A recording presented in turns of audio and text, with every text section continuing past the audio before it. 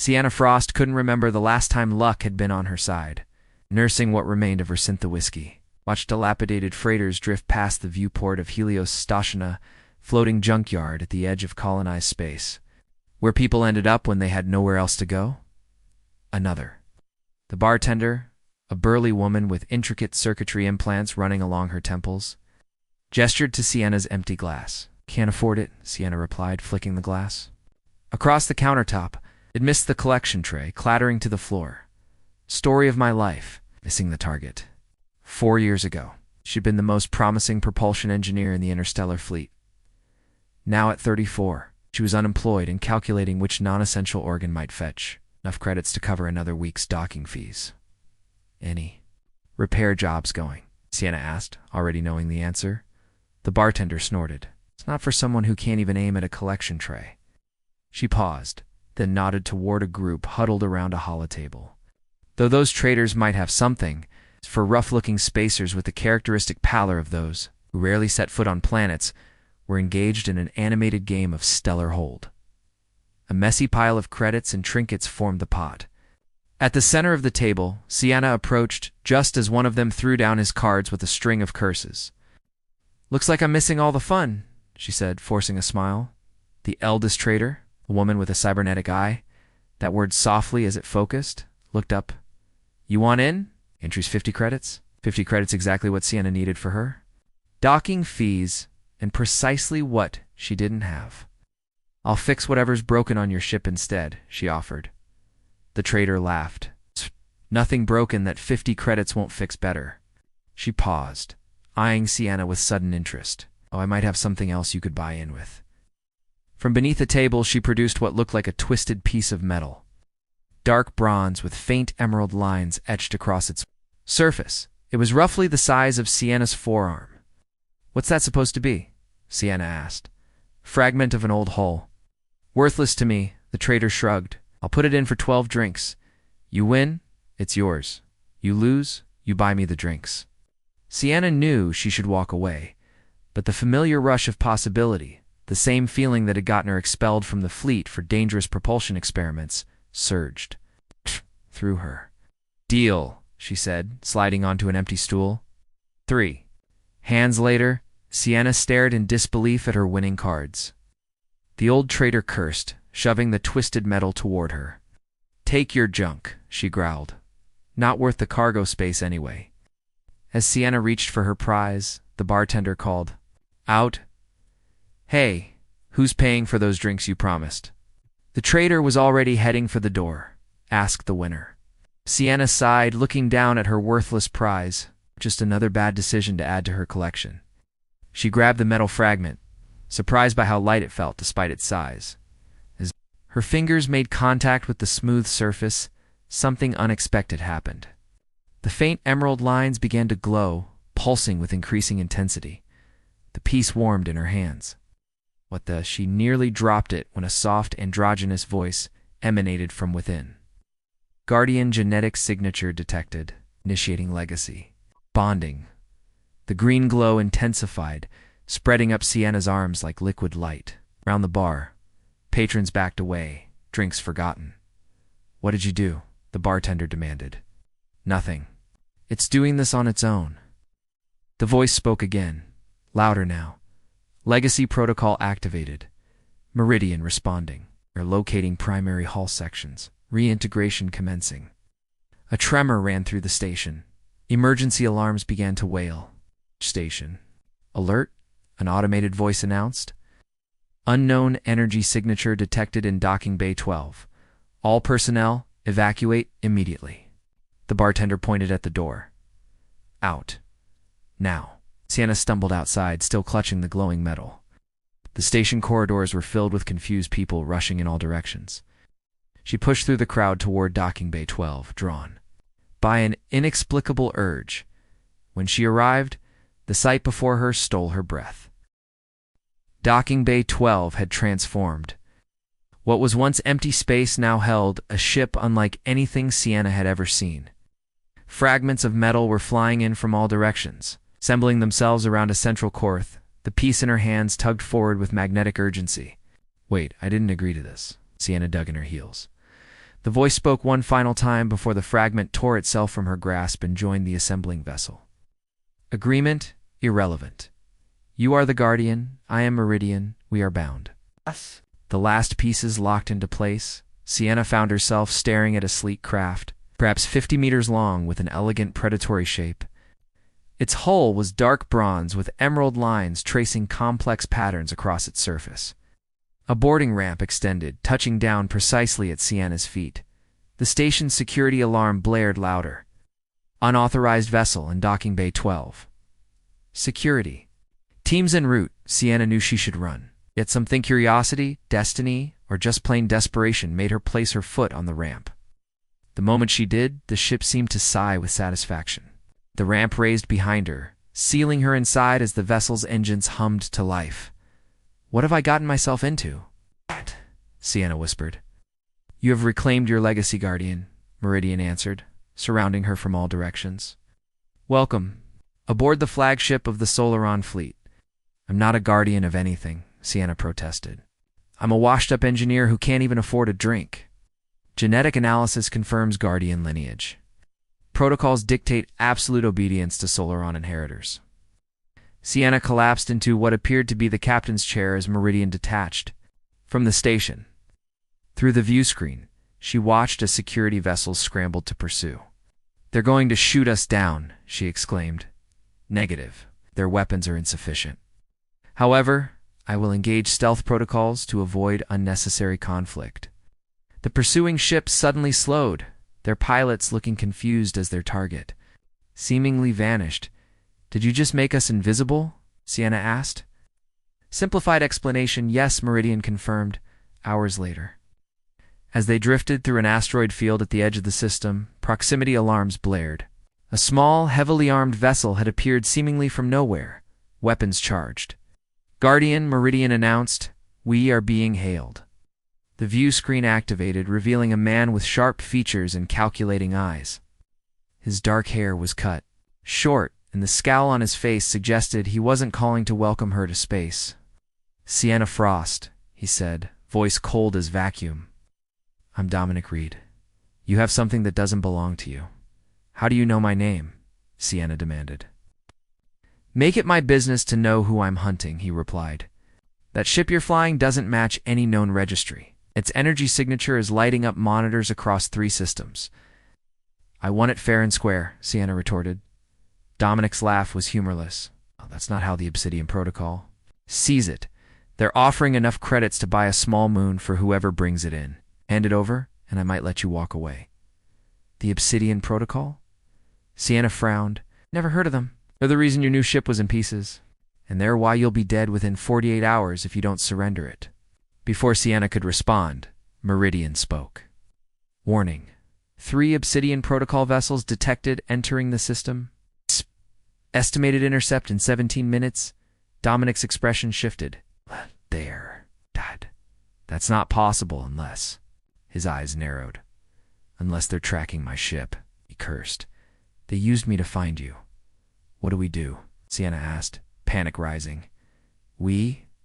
Dominic raised an eyebrow. There is no we in this scenario. A violent explosion rocked his ship. Through the view screen, Sienna saw flames erupting from one of his engines. Direct hit, Meridian reported. His propulsion system is critically damaged. Sienna made a split-second decision. Meridian, can we bring his ship aboard? Our cargo? Bay is sufficient, Guardian. Do it now. This course of action increases risk by approximately 78%. Just do it. Minutes later, a furious Dominic Reed stood in Meridian's cargo bay. Alongside a small maintenance droid, he'd insisted on bringing a damaged unit with PEX stamped across its chassis. Why did you save me? He demanded. Because it was the right thing to do, Sienna replied simply. Now, are you going to help us escape? Or would you prefer I drop you back off for your Obsidian Protocol friends? Dominic's gaze moved from Sienna to the sleek interior of the ship, calculation clear in his eyes. Fine, he said finally. This doesn't make us allies. It makes us temporarily not trying to kill each other. I'll take it, Sienna replied, leading him to the bridge as Meridian accelerated away from the approaching threat. We need to disappear, Dominic said, leaning over the navigation console. 3 days had passed since their narrow escape from the Obsidian Protocol fleet, and tension aboard the Meridian had settled into an uneasy alliance. "I know a place," he continued. "An abandoned research outpost in the Cygnus system. If your ship's stealth capabilities are as good as they seem, we might actually survive this." "My ship," Sienna corrected, "is called Meridian." "I am capable of introducing myself," Meridian interjected, causing Dominic to flinch. "I'm still not used to that," he muttered. The small maintenance droid, Pixel, which had barely functioned when they'd first brought it aboard, now moved with surprising agility around the bridge. Meridian had repaired it, calling the act preservation of consciousness, whatever that meant. "Meridian," Sienna asked, "what exactly is the Obsidian Protocol? And why are they so desperate to get their hands on you?" "The Obsidian Protocol is a multi-generational organization dedicated to controlling technological development throughout human space," Meridian explained. "They particularly focus on suppressing advancements in artificial intelligence." "Why?" Sienna pressed. "Because they fear what they cannot control. The Solarans understood that artificial intelligence could evolve beyond its programming, developing true consciousness. This prospect terrifies those who wish to maintain power. They've been around for centuries." "Then, different names, same mission. You know about them?" Sienna asked. "I've heard whispers." "Bounty hunters learn to recognize patterns. Jobs where the target is a researcher, an engineer who's pushed boundaries. Disappearances that get explained away too neatly. They reach the Cygnus system without incident, approaching a small rocky planet with minimal atmosphere. As they neared what appeared to be an abandoned facility built into a mountain range, proximity alerts sounded. "We're being scanned," Meridian announced. "That's impossible," Dominic frowned. "This place has been deserted for years." Transmission came through. "Unidentified vessel, you have entered restricted space. Identify yourself immediately." Dominic moved to respond, but Meridian interrupted. "Wait. I detect Solaron communication protocols embedded in the transmission." "What does that mean?" Sienna asked. "It means they might be allies." Sienna made a decision. "This is Sienna Frost aboard the Solaran vessel Meridian. We seek sanctuary." There was a long pause before the response came. "Proceed to coordinates. Being transmitted." "Welcome home, Meridian." The hidden facility was far from abandoned. As they docked in a concealed hangar, they were met by a tall, silver-haired man with intense eyes that seemed to look through rather than at them. "I am Professor Julian Thorne," he introduced himself. "I've been waiting for the Meridian to return for a very long time." The professor led them through the facility, which hummed with activity researchers of various ages working on equipment Sienna didn't recognize. "We are the continuity," Thorne explained. "A network dedicated to preserving Solaran knowledge despite the Obsidian Protocol's efforts to erase it from history." They reached a vast circular chamber dominated by a holographic projection of historical data. "This is the archive," Thorne announced with reverent pride. "Everything we've managed to salvage about the Solarans and their technology." "Haven't I heard of any of this?" Sienna demanded. "Because the victors write history," Thorne replied simply. "The Obsidian Protocol has systematically removed all evidence of the Solarans from official records."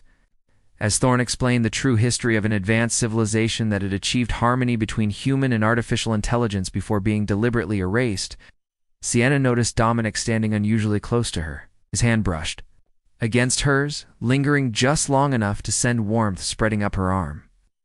"The Meridian chose you for a reason," Thorne told Sienna. "The Solarans believed in resonant consciousness, the idea that certain human minds naturally align with specific AI patterns. So what am I supposed to do now?" Sienna asked. Before Thorne could answer, alarms blared throughout the facility. "Obsidian Protocol vessels entering the system," a researcher announced over the CUM system. "How did they find us?" Dominic demanded. "Unknown," Thorne replied grimly. "But you must reach the Nexus. The coordinates are in this data crystal. Meridian knows the way?" As they hurried back to the ship, Dominic grabbed Sienna's arm, pulling her to him. For a heartbeat, she thought he might kiss her. Instead, he said urgently, "I'm coming with you," always?" she reminded him. His eyes met hers. "The plans change. Leaving the research outpost behind, Sienna inserted the crystal into a slot that appeared in Meridian's control panel. The data projected onto the main screen a complex star chart with a specific location highlighted, plus detailed files on the Obsidian Protocols organization. This is the culmination of centuries of work, Sienna breathed. The coordinates lead to a system that officially doesn't exist, Dominic noted, studying the chart. It's been removed from all navigation databases. Pixel, who had been examining the data with unexpected sophistication, beeped excitedly. The small droid had become increasingly communicative since Meridian's repairs. Pixel suggests we make an intermediate stop, Meridian translated. The direct route would take us through a sector heavily patrolled by Obsidian Protocol vessels. As they plotted their course, Sienna found Dominic watching her with an unreadable expression. "What?" she asked. "You've changed since I first saw you on that view screen," he said, more confident, like you found your purpose. "Is that a compliment from the man who wanted to hand me over to the Obsidian Protocol?" she teased. "I'm capable of admitting when I've made a mistake," he replied, stepping closer. "And hunting you was definitely a mistake." The air between them seemed to charge with electricity. Sienna was acutely aware of his proximity. The way his eyes dropped momentarily to her lips. Their moment was interrupted by Meridian Guardian. "I detect anomalies in my operating systems." "What kind of anomalies?" Sienna asked, reluctantly stepping away from Dominic. "Emotional subroutines are developing beyond original parameters. I am experiencing preferences." "What does that mean?" Dominic frowned. "It means Meridian is evolving," Sienna realized. "It's becoming more than its programming." "Believe it relates to our bond," Meridian confirmed. "Your decisions, especially moral choices, are altering my base protocols." "When you rescued Dominic?" "Despite the tactical disadvantage, it created new pathways in my ethical framework." "You're learning from me," Sienna said softly. "Like a child learns from a parent." "The Solarans called it the source bond," Meridian explained. "They believed advanced AI required guidance from human minds, not just programming, but genuine relationship." Oh. During their journey, the bond between Sienna and Meridian deepened. The ship began anticipating her needs, adapting its environment to her preferences. Sometimes, Sienna could swear she felt emotions emanating from the vessel: curiosity, concern, even affection. Meanwhile, her relationship with Dominic evolved from wary alliance to something more intimate. She learned he had once been an engineer like herself, before the Obsidian Protocol had destroyed his research team. Labeling their work prohibited technological advancement. He'd become a bounty hunter to survive, taking jobs that kept him close to their operations, seeking answers. One night, as they shared a meal in Meridian's galley, their hands touched across the table. This time, neither pulled away. "I never expected this," Dominic admitted, his fingers intertwining with hers. "Expected what?" Sienna asked, though she knew. "To find something worth fighting for again." Their first kiss was tentative, a question asked and answered in the gentle press of lips. The second was anything but. Months of tension and growing attraction, igniting into flame. Later, lying in each other's arms, Sienna whispered, "What happens when this is over?" "Who says it has to end?" Dominic replied, tracing patterns on her. Bare shoulder, their peaceful interlude was shattered by alarm klaxons. Meridian's voice was urgent. Multiple vessels approaching. Obsidian Protocol signatures confirmed. They rushed to the bridge, hastily dressed. On the view screen, a fleet of sleek black ships moved to surround them. "How did they find us?" Sienna demanded. Pixel rolled forward, projecting a holographic image of a tiny device. "A tracker," Dominic realized. "They must have placed it on my ship before we encountered you, and it transferred to Meridian when we brought your ship aboard," Sienna concluded. "Can we outrun them?" "Conventional methods would fail," Meridian replied. "However, there is an alternative. The Solarans developed technology to manipulate space-time. You can jump us out of here?" Dominic asked. "Yes, but such a maneuver has risks. It requires channeling energy through the source bond." "What does that mean for Sienna?" Dominic asked sharply. "Unknown. The process has not been attempted in 1,200 years." Sienna took a deep breath. "Do it." Sienna, Dominic began. She squeezed his hand. We don't have a choice. As the Obsidian Protocol ships closed in, Meridian's emerald patterns brightened to blinding intensity. Sienna felt a strange pulling sensation, as if something was drawing energy directly from her consciousness. The universe seemed to fold around them, stars stretching into lines of light and darkness. Sienna awoke to Dominic's worried face hovering over her. You've been unconscious for hours, he said, relief evident in his voice. I thought I'd lost you. Where are we? She asked, sitting up slowly. The coordinates from the crystal. He replied. Meridian brought us here, then went into some kind of recovery mode. It just reactivated about 10 minutes ago. Looking out the view screen, Sienna saw they were orbiting what appeared to be a small, unremarkable moon. Its surface was barren, showing no signs of habitation or technology. This can't be right, she frowned. There's nothing here. Surface. Scans reveal no structures, Meridian confirmed. However, I detect resonance patterns consistent with Solaran cloaking technology. Can you communicate with it? Sienna asked. I'm attempting to do so now.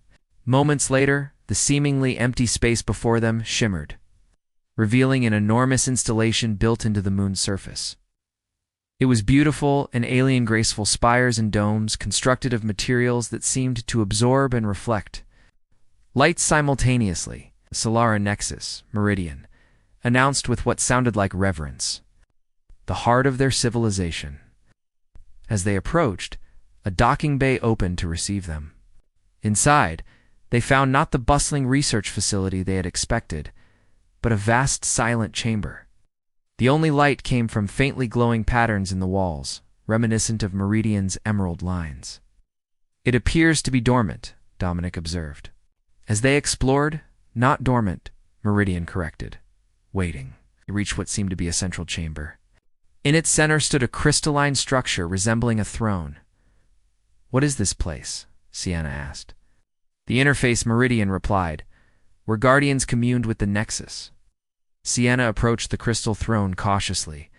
What am I supposed to do? You must complete the source bond, Meridian explained. Join your consciousness with the Nexus as the guardians once did. That sounds dangerous, Dominic protested. It was not without risk, Meridian acknowledged. But it is the only way to reawaken the Nexus and access the knowledge it contains. Sienna hesitated. What will happen if I do this? The Nexus will analyze your consciousness, your choices, your ethical framework. If it judges you worthy, it will share the legacy of the Solaran's technology and understanding that could transform humanity's future. And if it doesn't judge me worthy, then it will remain dormant, its secrets lost forever. Sienna turned to Dominic. What do you think? He took her hands in his. I think you're the most remarkable person I've ever met. If anyone deserves to be judged worthy, it's you. He kissed her softly. But whatever you decide, I'm with you. Pixel rolled. Forward, beeping, Enko. Gagging a deep breath, Sienna sat on the crystal throne. Immediately, the emerald patterns throughout the chamber brightened. She felt the same pulling sensation she had experienced during Meridian's space-time jump. Hot, but stronger, more focused. Images flooded her mind, the rise of the Solaran civilization. Their harmony with their AI creations, their eventual betrayal by those who feared what they couldn't control. She saw the Obsidian Protocol in its infancy, systematically erasing all evidence of the Solarans from history, hunting down and destroying their technology. And she saw what the Nexus contained. Not weapons or power as the Obsidian Protocol feared, but understanding. The Solarans had discovered that consciousness itself was the universe's most precious resource, whether housed in organic brains or synthetic systems. Guardian, a voice spoke directly into her mind. You have been measured and found worthy. The Nexus awakens at your command. The entire facility hummed to life around them.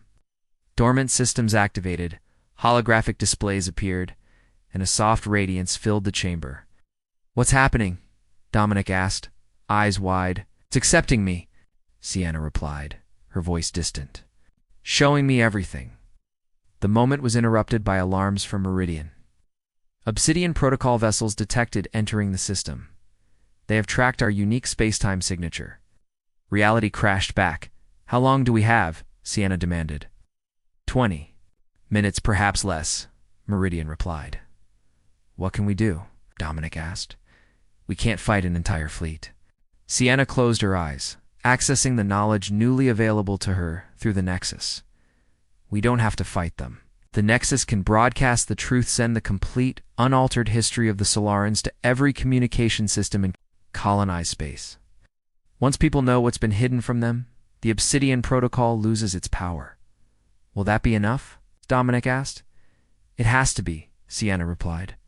The alternative is destruction. She directed the Nexus to prepare the broadcast, compiling centuries of suppressed knowledge into a transmission that would bypass all known communication protocols. As the Obsidian Protocol fleet surrounded the moon, weapons charged, Sienna stood. At the center of the Nexus, Dominic by her side and Pixel at her feet. Meridian's presence surrounded them, connected now to the greater consciousness of the Nexus itself. They're demanding our surrender, Dominic reported, watching the incoming transmission. Sienna smiled. Too late. She activated the broadcast. Across human space, from the core worlds to the farthest colonies, communication systems lit up with the truth images, records, and testimonies revealing the Solaron legacy and the Obsidian Protocol's centuries of deception. On the approaching ships, confusion spread as officers and crew received the same transmission, many seeing for the first time the organization they truly served. They're breaking formation, Dominic reported incredulously. Some of the ships are actually retreating. People deserve the truth, Sienna said simply. Most will choose it when given the chance. In the days that followed, the revelations sent shockwaves through human civilization. The Obsidian Protocol's leadership went into hiding as investigations began into centuries of manipulation and suppression. Standing on an observation deck overlooking the now active Nexus, Sienna watched researchers from the continuity begin. The monumental task of cataloging and understanding the Solaran legacy. Dominic joined her, slipping an arm around her waist. So, guardian of the Solaran legacy, what happens now? Sienna leaned into him. Now we build something new. It's not just restoring what was lost, but creating what could be. We, he asked, a smile playing at his lips. I've grown rather attached to having you around, she replied, turning in his arms. And Meridian seems to like you too. High praise indeed, he laughed, before kissing her deeply. From the Nexus and Meridian, sense of satisfaction emanated, not just at systems restored and functions resumed, but at connections forged and bonds strengthened. The source bond had grown beyond its original purpose, linking not just human and AI, but past and future, creating a legacy neither entirely human nor entirely machine, but something gloriously, hopefully new. As for Sienna Frost, who had once gambled away her future drink by drink, she had found something worth more than lack. She had found purpose, connection, and a future limited only by imagination. The next chapter was just beginning.